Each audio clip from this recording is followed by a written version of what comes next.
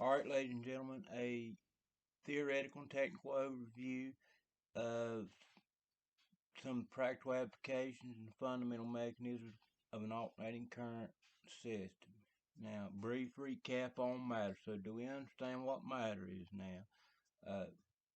It's an electrostatic potential, basically. A body at rest, or what Newton called a body at rest, is only at rest.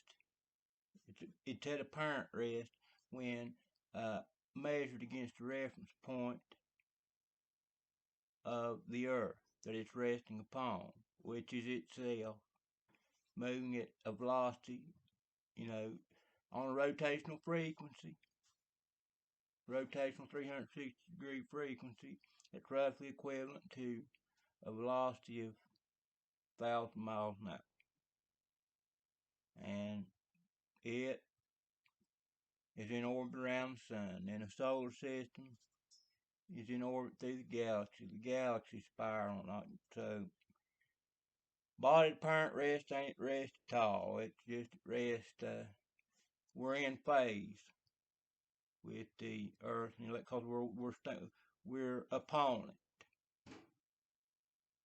All right, so that's matter. Body at rest ain't at rest. And what is okay? So now the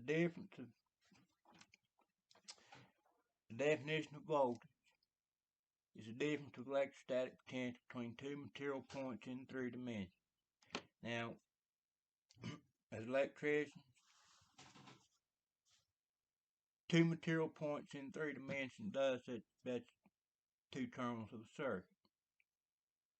However, 2 material points in 3 dimensions also your body and the ground you're standing on. That's 2 material points in 3 dimensions as well, with, the entire material universe is a macrocosmic electrical system with an infinite number of branch circuits. And they all share the same neutral. It's a shared neutral, just like electrical system. They're all bonded. We all got a common terminal, point zero potential. Now,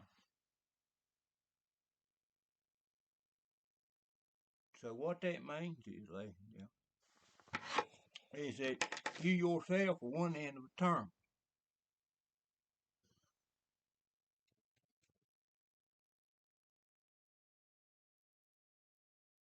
Them stars you look up in the night sky and see, you know what them are? That's the other end of the fucking terminal. That's the other end of your circuit. You got one just for you. The Earth's got one just for it, called the sun.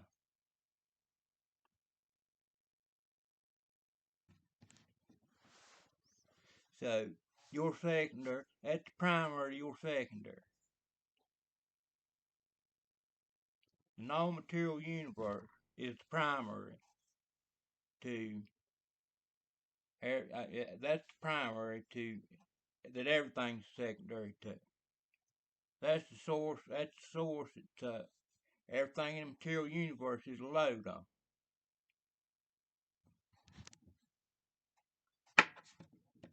So, we're secondary to primary. You got a star in the sky or somewhere. One of them belongs to you specifically.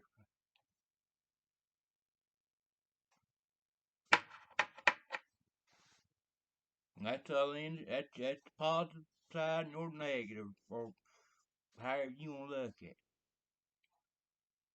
One of them's positive, another so. But them stars you're looking up in the night sky and seeing,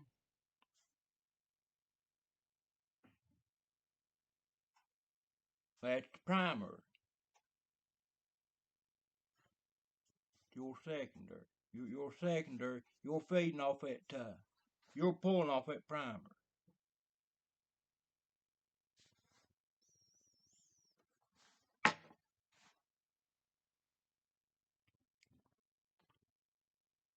That primary, it's pulling off you too. Because it ain't, it's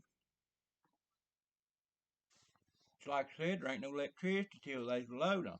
So load's just really, load's just essential source of it, because if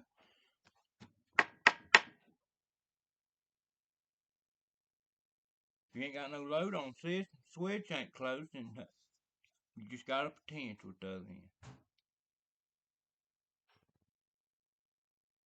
The uh, the electromagnetic field banking generator, it ain't reached out and grabbed the stator windings no more than stator windings have reached out and grabbed the motor. Right, you know, neither one of those things happen until they react till you close the switch. Banking generator.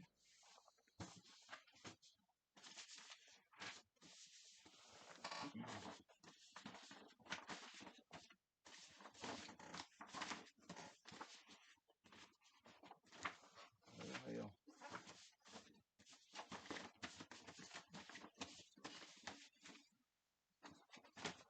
Banking generator. Till switch is closed and there's a reactant between material source and material load, the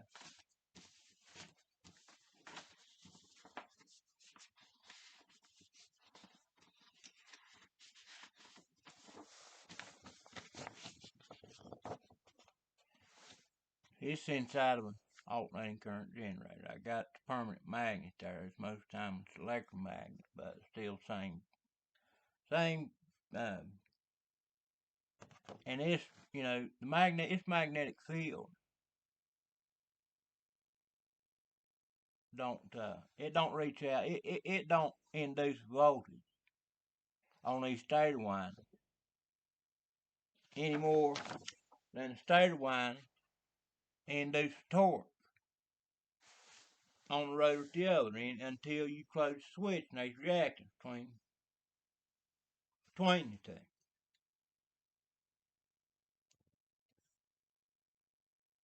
There ain't no sound, just like I said, how many times I got to give you there ain't no sound till it hits your eardrum, eh? There ain't no sight till it hits your eyeball. There ain't no, so sound is hearing and sight is seeing. Mind is thinking as well. Because there ain't never fucking time that your mind ain't thinking. So anyway, so Matt, you know, body at rest. Don't it rest in reference to what it's resting upon. And what it's resting upon ain't it rest at all.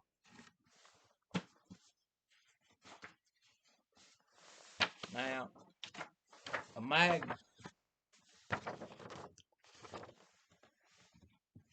is an example. When you magnetize a piece of iron, you take, you know, the influence of another. You gotta have a magnetic field. You gotta have another magnet before you can magnetize something. First thing you got. That's how you magnetize something. You gotta have another magnet before you can magnetize something. When you run a magnet across a nail, it'll magnetize. That's because it's cohered, it's out of molecular structure. What it's done, and those are energetic channels. There's channels running through, and they're called meridians in you. It's what acupuncture is trying to open up. But they're called magnetic domains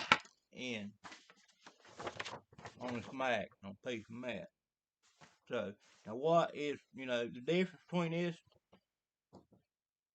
say this weighs 2 pounds, and I got another piece of iron that's 2 pounds, same dimension, same height, width, you know, same height, same 3 dimensions exactly, but it ain't magnetized. What's the difference? The difference is coherency. That one that ain't magnetized, it's going all over the place. Its energetic channels have not been coherent, and it's incoherent. Now that's an example of inductive coherency. What I'll call inductive coherence. Now, an incoherence or material. Now, an example of dielectric coherency and dielectric incoherence is, for example, an incandescent light bulb's incoherent. Those potential, it throws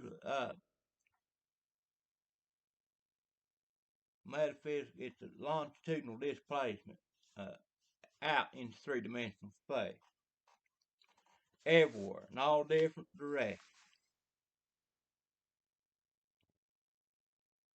And then when it comes into contact with your eyes, but that's incoherent light, you know. Now, an example of a dielectric coherency is a laser. That's dielectric coherence and incoherent. Inductive coherence and incoherence is a magnet. A magnet is that's coherent inductive piece of material mass.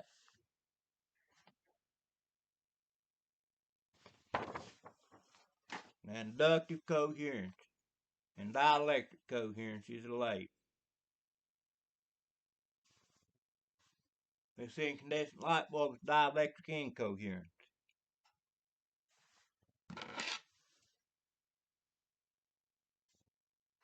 And you'll not find dielectric coherency or inductive coherence. You won't find that term nowhere on the internet and on Wikipedia.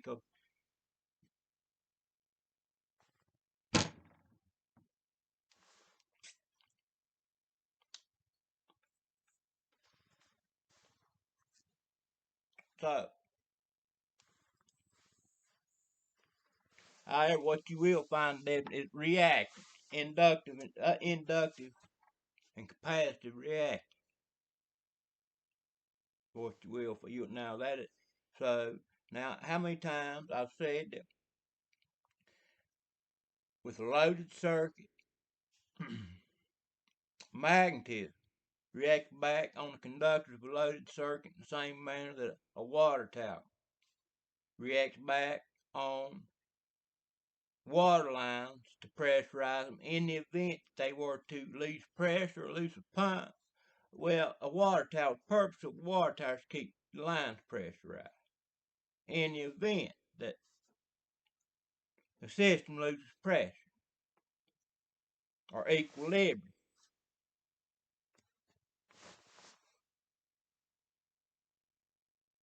see, when you got a circuit that's under load, full load amp, you know, there ain't no inductive reaction, there ain't no capacitive reaction. Cause well, there is, but it's been, until there's load on it, excuse me.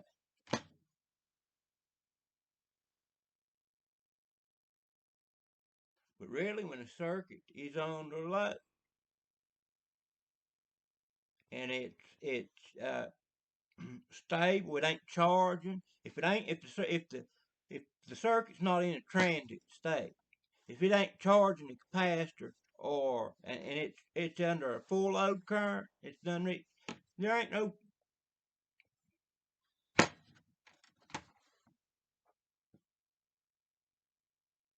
no inductive reactance nor incapacitive reactance because they've got it stabilized.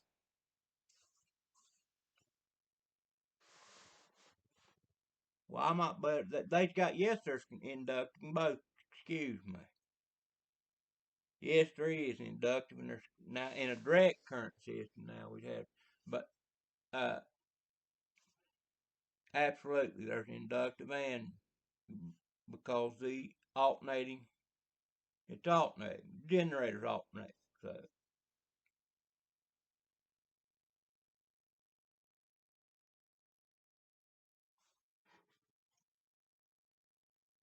now Charles Potter Steinmetz talked about this. He called it the transit state.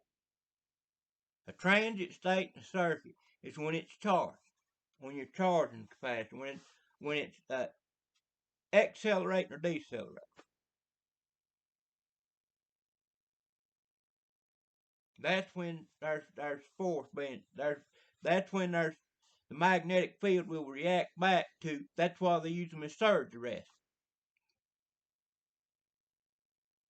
If you got a voltage spike or something from a lightning strike, you put a big coil in a circuit somewhere, and that'll react back. It'll resist that voltage spike, cause it'll react back on it. It won't let it surge. That's why when you look when you look at how they like to protect them VFDs, and you always see in controls their engineering, you always see a choke, what they call a choke before the power's fed, before the three-phase power goes down through the VFD, they got chokes in line to protect the VFD from a surge.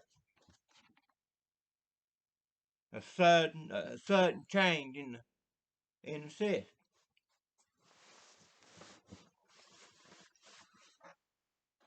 So anyway, so I'm 16 minutes in. So now we understand the first part before we go anywhere with the generator. You need to understand math. You need to come to a fundamental understanding of matter, and then simultaneously, once you understood what matter is, now you understand what gravity. Gravity is the difference of electrostatic potential between you and the earth.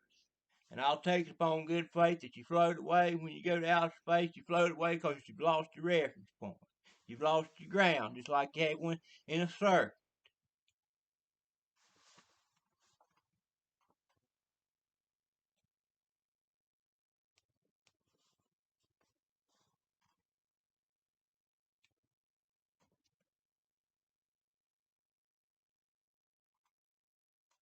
So now that's your input. And we've just considered it when it's at rest. And so that's need to give it to you in short, digestible. Listen, I guess the mothership's getting close. Cause that was a joke, but fucking ears were ringing so bad earlier. But guess what? Went and turned that fucking Wi-Fi box off and it quit automatically. So I don't know if these motherfuckers just trying to fuck with me or what, but they had to put something in you before it gets you resonate, before it gets you vibrate.